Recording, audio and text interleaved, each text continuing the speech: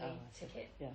And he didn't. Actually, I've never had this conversation whether that was entirely myth or whether he did think about it and changed his mind. But anyway, everybody assumed he was standing for only 4 years. Oh, okay. And he is always, even a senior partner, when people say you're going to stand for re-election, well, I don't know, let's just see how it goes. You've got a job to do. It's a long time. And he's been very much doing that, even to the extent I've been saying to him, you've got to tell people that you're going to stand because you are, and you know you are. And it's just disruptive if people don't think that you are. Yes. So the reality is he will definitely stand, and the firm's doing really well, so he's really unlikely to be contested. Yep. And if it is contested, he's very likely to win anyway. But it will be, it's the whole, there are probably 2 or 3 other candidates who are making noises around who they might stand, but I think they'll be spoken to and will be persuaded not to. Okay. So let's assume it's not contested. Kevin stands again in February. He still does a manifesto. We still do hustings. We still vote. He has to get 75% of the vote. But if you've not got another candidate, you wouldn't want to be that candidate, that didn't get elected when it was only you. He will then be elected for a second term in July. So effective 1st of July next year. Yes. Yep. 2020. I then don't think he's going to do a full 4 years. Okay. I think he'll do 3. Which means after being enrolled for 2.5 years, he'll announce that he's going. Now, that is entirely speculation on my part, but I just think he'll be done by then. And there's just another practical thing. So two biggest territories in the PwC network are UK and US. Yeah. Both by accident have ended up the senior partner terms coinciding, and we need to break that connection. Yes, I see. Yes. So there is pressure on one of them. Yes. So it's too insecure to have both at the same time. Yeah. Okay, so if he goes at 3 years, then he'll have done in total 7 years. 7, yeah.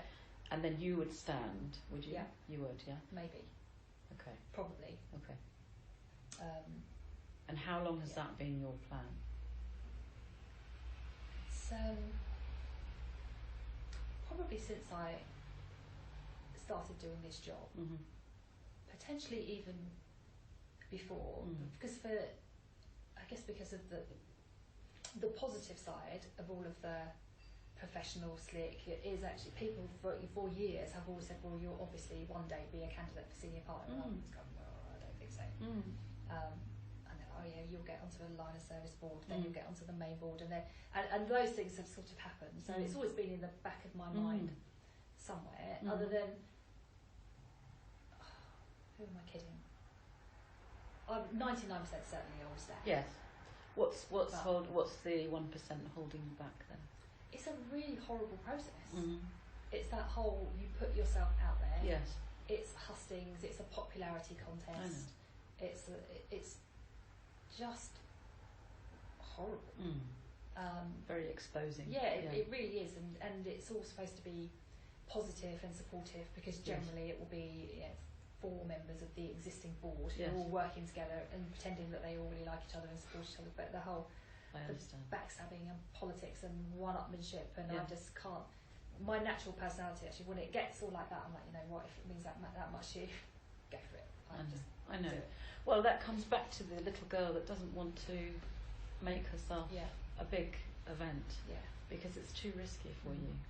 It's not your natural. And also, I actually think that there's a reserved nature to your personality anyway. I don't think it's all about your dad. I think it's also that's just the way you are. You're not a showman, and thank goodness you're not, because you bring something amazing to leadership, very, very feminine and very different. And I think it's fantastic that an organisation like PwC could have someone like you in such a senior position. No, because you're not doing all the, if you pardon the phrase, cock waving.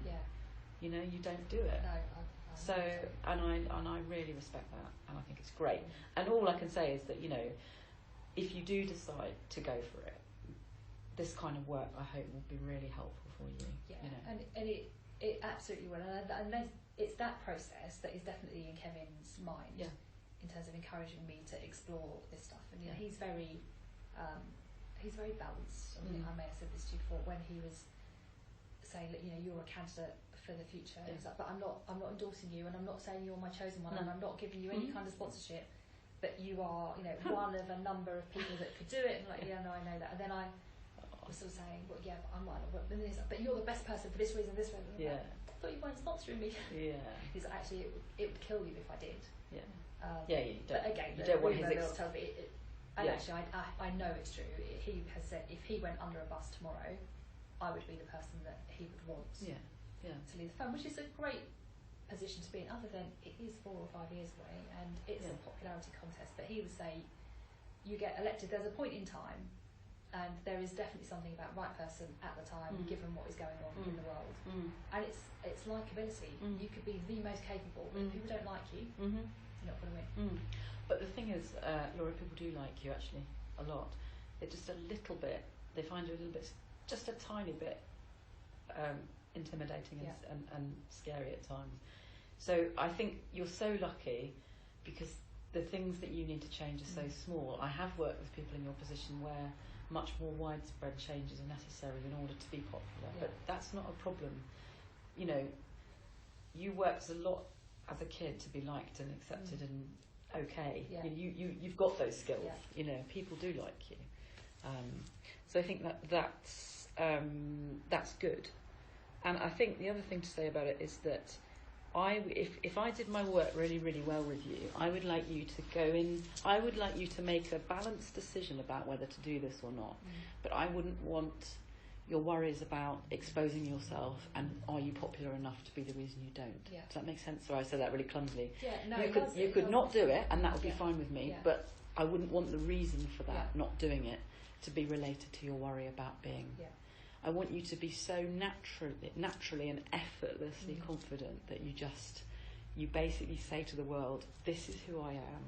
If you want me, that's great. And if you don't want me, I'll do something else. Do you know who else is going to go for it? Yeah, well, this is why actually it's really quite interesting in terms of whether Kevin does that extra year or not. Because there's very strict age limits. Right. So you can't go beyond your 60th birthday. Which means you can't be older than 52 when you stand. Because it's the two terms. Now you could be older and say I'm only going to do one term. You wouldn't get elected because it's really disruptive to the firm. It's everyone just focuses on who's going to get what job, and obviously all the cascade of various different boards and levels. So most people want to elect a senior partner for 8 years, but just have the ability to get rid of them halfway through. Yeah, that makes sense. So there's one very obvious candidate, Hermione, who runs our assurance practice at the moment. Right. Amazing. Don't know her. Okay. Really dying at the moment and struggling, and it's going badly wrong. Right. And lots of people are rallying around and trying to help her. She doesn't particularly want to be helped, and that's part of the challenge. But that, our assurance practice is under just siege at the moment, and she's just not dealing with it very well. And actually, Catherine said to me that she's turned out that she's a brilliant manager, but she's just not a leader, is she? And I know, but she can be, and give her a chance, because I really want to support her. She's brilliant. Is she a similar age to you? She is 2 years younger. She's 44. And then Marissa, who is head of deals, but who is 48, 49. Now she would be too old if Kevin did his second full term. He didn't. She may just sneak in. And she, apparently, who knows, has said that she wants it, and she's very ambitious, and she wants to stand. And so she is head of deals at the moment. She's about to change roles to become head of tax. Massively capable. I'm a huge fan. So I would, forgetting the age thing for now, I think Hermione and Marissa. Bearing in mind there has never been a female candidate ever. Isn't this great? So there should be 3 of us. That's fantastic. I'm so pleased. And there will be a 4th who will be a man from somewhere. I'm sure this will be Marco, who runs our consulting business. Who is one of the ones going, I could win it now. Token man. Exactly. Well, we've got to have a man. We've had token women for the last 100 years. So. But that would be quite something. So it'll be quite a thing, because you're up against some impressive people there, and it's not a shoe-in, and so that's likely to activate some of your. And we're all really different. Really different. Which is great, because from my perspective, the whole point of an election and a partnership, you give your partner's choice. The problem, if I'm honest, in the last few elections, and the last one, and Kevin was great, but he wasn't that different. There were 4 white, middle-aged men, very similar backgrounds, very similar views, and in panel discussions they all do, well, I agree with that, I do, I just kind of agree. Have have something about you that's different.